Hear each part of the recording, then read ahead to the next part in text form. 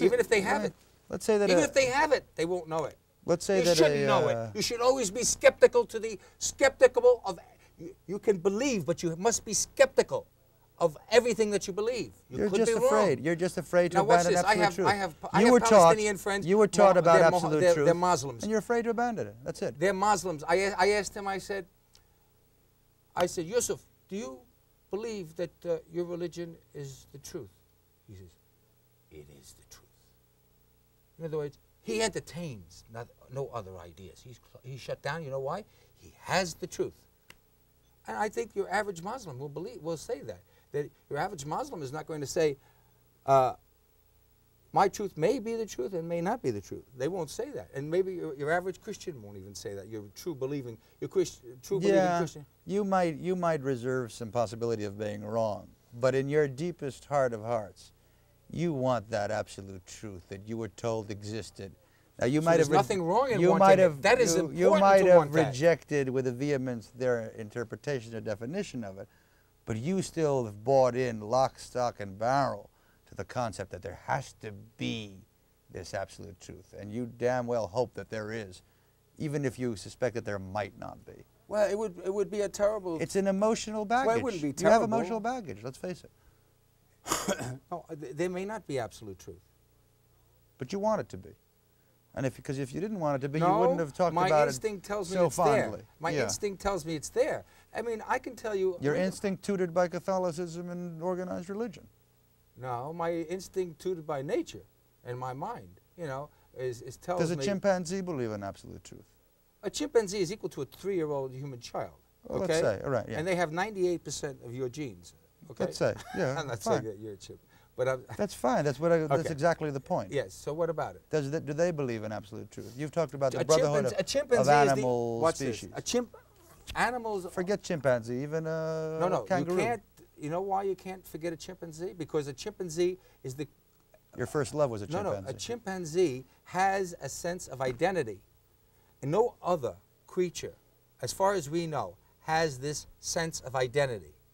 So it's as deluded as we are in your book. There's only two deluded creatures on the face of the earth, the chimp and the human being. These are inferior creatures, okay?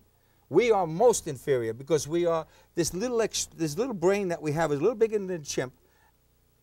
We think that we are something. See, the rest of the animals, they just live according to nature, without identity. With or without absolute truth? Without identity. With or without absolute truth? That's not their concern. They have absolute truth flowing through them, and they don't allow their mind to get in the way. They are superior to us. We are the lowest. I've always said this. I've been saying this for 25 years, that humanity is on the lowest. We always put humanity on the top. Why would the lowest species? Because we are the most ignorant. But why would we acquire We use this absolute little truth? incompetent brain to fight reality. Don't you see how ridiculous it is for you to say that there's such a low species, the lowest species that will achieve absolute truth? That's the height of arrogance. It's the height of human arrogance. That is height of arrogance. It is. It's true. But that's so you're falling into the very basic contradiction. Well, you're very smart, George. You're pegging really people too down. Smart for your own good, George. You're supposedly pegging the human down and knocking him off his high horse. I might be the lowest of the low. No, but you're actually doing something very sneaky and trying to, in the back of his mind, raise him up so that he could actually possess absolute truth and know everything that is. Yes, that is the greatest possible ambition that a human could ever entertain. Yes, of course. And there you have it. So that is, in a sense, a sneak-in of identity in your philosophy.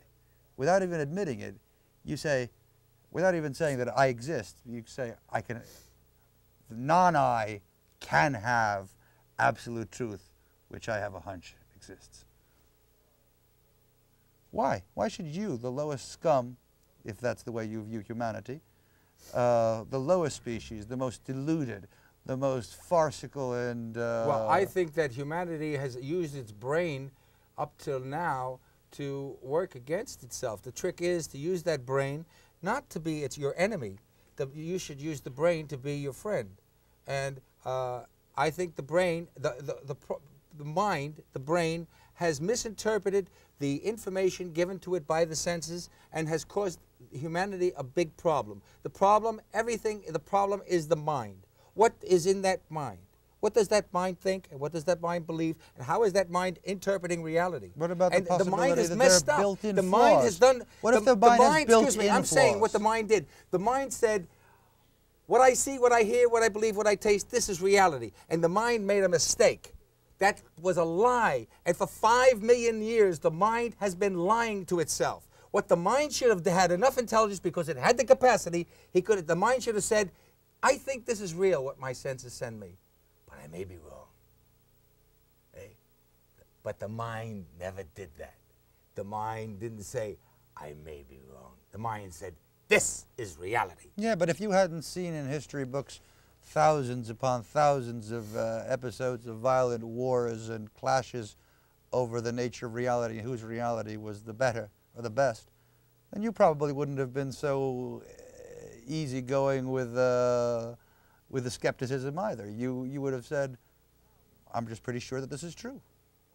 But now, with the benefit of 20/20 hindsight and what the absolute conviction... Nothing exists.